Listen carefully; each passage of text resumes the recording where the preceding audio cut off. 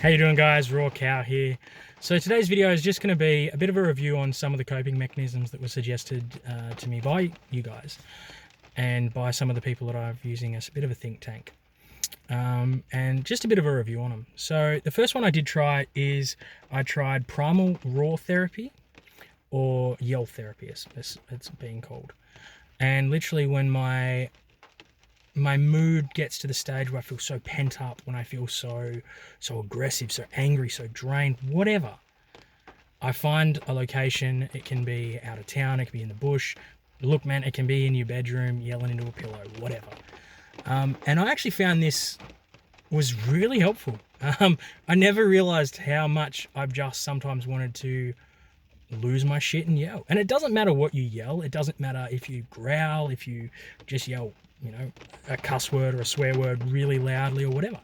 But it actually made me feel amazing. Like I had the ability to get this aggression, this discomfort out of my body. And it was almost like a purging.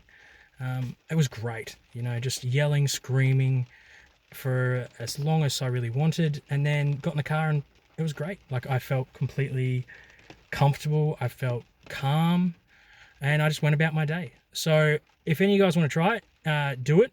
Let me know, because it'd be really good to get some feedback. Another thing I have been trying is some meditation. Trying just sitting there, calm thinking, you know, listening to the world around me, trying to look at things through a different perspective.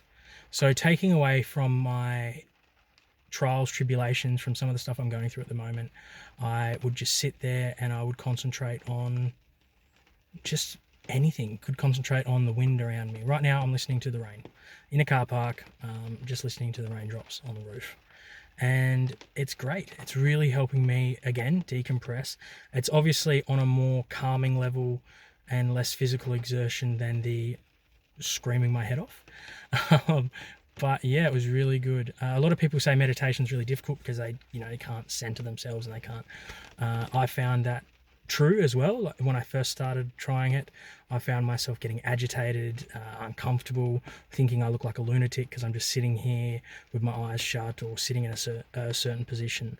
I also found there's a technique where you kind of, my little fat fingers, a technique where you kind of touch certain points of your hand. I found that really helpful as well, because it would kind of draw whatever the outside issues that were kind of dragging me from my mindset. I found that the touching of my fingers and centralizing on a physical sensation was, again, really helpful. The third one was kind of like Tai Chi. One of the guys suggested to me, just it's called flow therapy or move therapy or something like that. They didn't really explain it too well. I will look into it a bit more. And it was literally just standing there and moving my arms in almost like martial arts kind of fashion, you know, like moving your hands in flowing motions and stuff like that.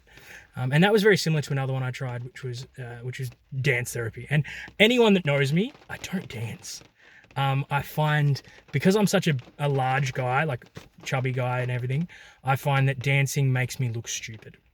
But I tried this as well, and it was amazing. It was just, I put a song on and I sat there or stood there and I let my body move. No one else was around.